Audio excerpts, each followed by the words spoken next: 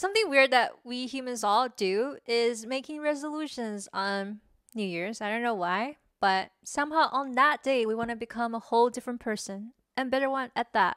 And that's valid. But as history has proved, most everybody just stop putting out by month 2. I know I can attest to that. I know most people around me just stop working out, stop learning, stop working on themselves by February.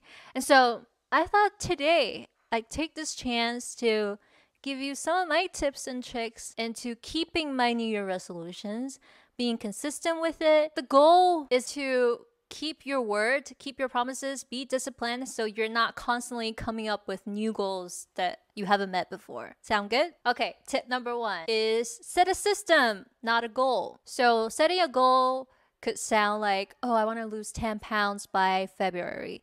Or I want to look good in a bikini. It's oftentimes very vain, but even if it's not vain, it's very opportunistic, it's very result-based, and a lot of times you haven't filled in the gap between the you now and the you later. Say you want to lose 10 pounds, and you only focus on, oh, I want to lose that 10 pounds. You're not thinking, okay, how do I get there? How do I set up a routine? What is my day-to-day like? Do I walk more? Where would I walk to? What would I do in the gym? Do I go to the gym? What would I eat every day? Do I get a personal trainer? All those things you can't really hone in on when you're so focused on the end result. And so rather just focus on what you could do today, what you could do this week. What is a system, a routine that you can set up and stay at for an extended period of time, just so you can see the gradual results and adjust your strategy accordingly. So things like working out, learning English, or breaking the bad habits. A lot of times when you set the goal too big, it can have the opposite effect. Along that line, we also have tip number 2, which is be realistic about what you can do every day. Set little goals daily or weekly or monthly, but then in contrast, be hopeful and optimistic about what you can do in the long run. So let's talk about daily goals or weekly goals. I think it's important to promise to yourself and then stay true to your word. It's like promising to a friend. If you keep breaking that promise, eventually you stop trusting yourself. Distrust in yourself is the worst kind of distrust, because now you could just set goals. They'll just be like empty words. They wouldn't have any weight on you. So we don't want that. Rather, it's even more productive to set little goals. Instead of saying, I want to lose 10 pounds by whatever date, you could just say, oh, I want to walk 10 more minutes a day.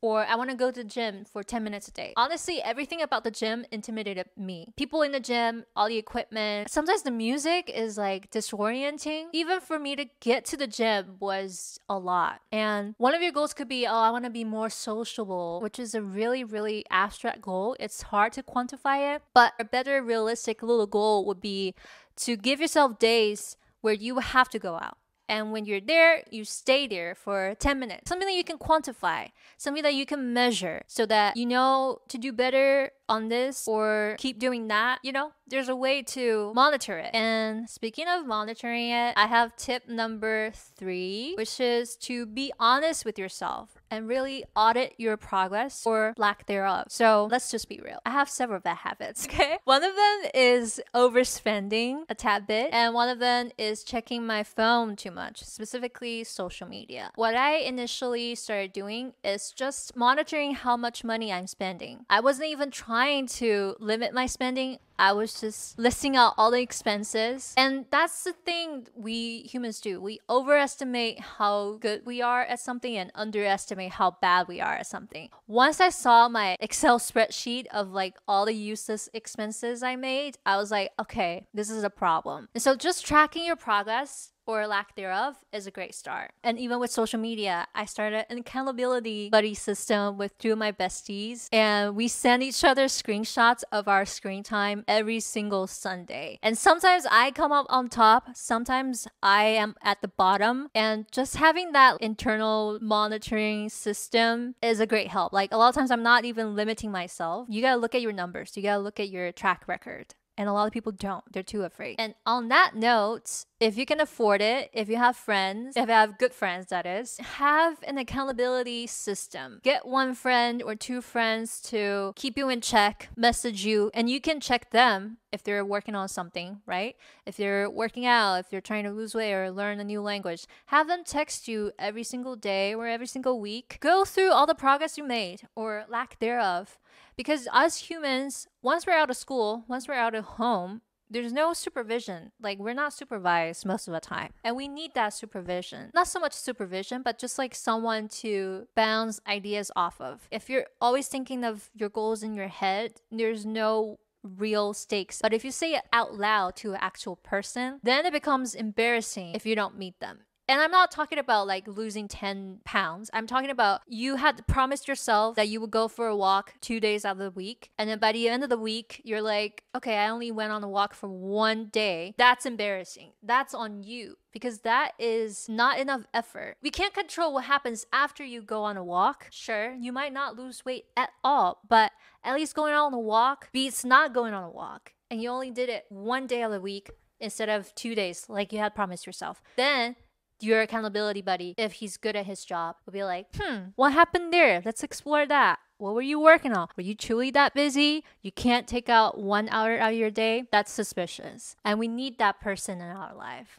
And I could be that person in your life when it comes to English. I have this great course that really hones in on your vocabulary, pronunciation, grammar, and just your overall study routine. And I not only teach you how to read, not only teach you how to pronounce things better, I also give you real-time feedback. There's a platform in which you can submit homework. I'm your accountability buddy in addition to your great teacher. 2 in 1. You're hitting 2 birds in 1 stone. So yeah, I'm getting one in my business, in my physical health. Probably not so much in language learning because I already figured that one out. So if I'm doing it, you should be doing it as well. All right. And then one final strategy is to not be afraid to spend more time studying the ins and outs of this one goal that you have. Say you want to lose weight. Don't be afraid to look into it. Don't be afraid to study it. If you don't have the time, don't be afraid to invest a little money in a good personal trainer. Ask all the right questions. Don't focus so much on like immediate results, but like focus on the system, focus on strategies, because a lot of times we can get so invested in getting a result right away, we end up doing a bunch of things that are not effective.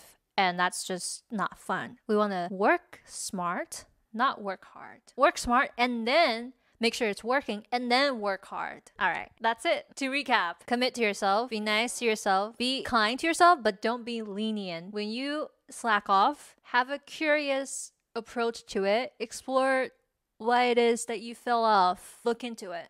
And have an accountability buddy to look into it with you so you're not like punishing yourself for every little mistake. That's not what we want. You shouldn't be too lenient on yourself, but you shouldn't be too hard on yourself either. You should be right in the middle. Burnout is real. Balance is important. All right, I gotta go. I look good. All right, that's it. Bye.